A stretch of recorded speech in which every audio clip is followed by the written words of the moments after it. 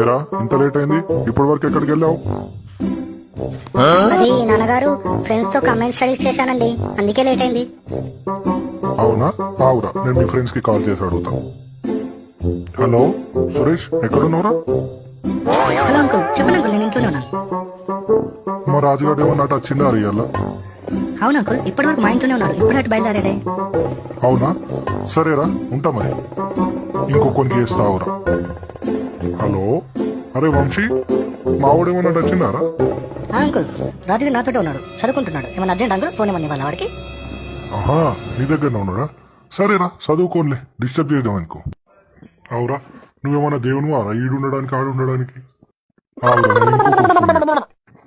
Hello, అరే నేను రాజు వాళ్ళ ఫాదర్ని మాట్లాడుతున్నా.